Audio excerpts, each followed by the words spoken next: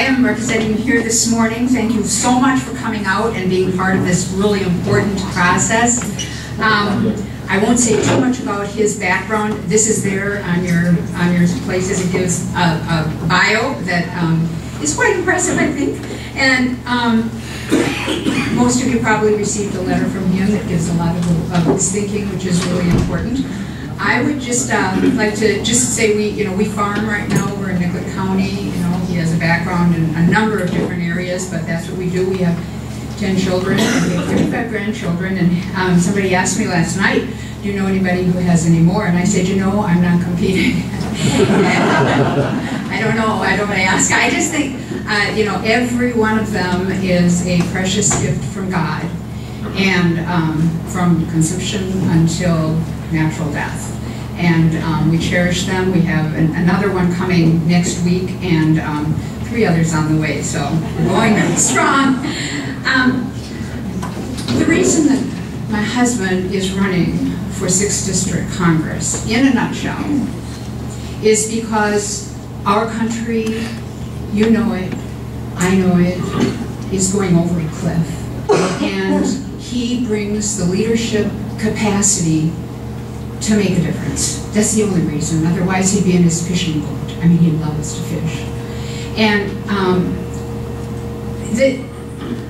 the national debt has doubled in just the past several years. We're 6 years away from being where Greece is today. And it's sobering when we see online the pictures of what's going on in Greece. We're 6 years away from that. That's not very far away. We need to balance the budget, and he puts a date on it, 6 years, within 6 years. Some people say, why not sooner? If we can do it sooner, that's great, but we don't have 10 years. We don't have 10 years. He is a strong believer that we need to take authority over the Federal Reserve, and that it needs to be just taken authority over. I wanted to bring to your attention something that is a good indicator of the kind of leadership he brings to the table, which is frankly unusual for people who are running for Congress, who are members of Congress, members of a legislature. He reads the bills. Okay, that's revolutionary. And the reason is, when he was in the legislature, that's what he did. After he was out of the legislature, he continued to do that and to draw attention to some things that other people aren't able to see because they don't really look at it. They don't see the themes running through the different legislative bills.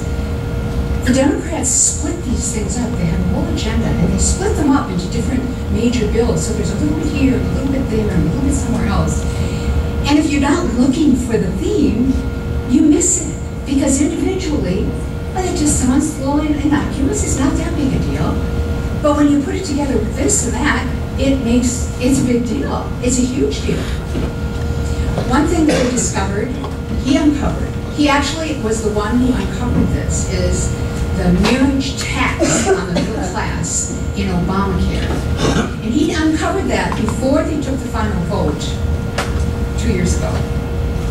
And the way he discovered it is because he read that bill.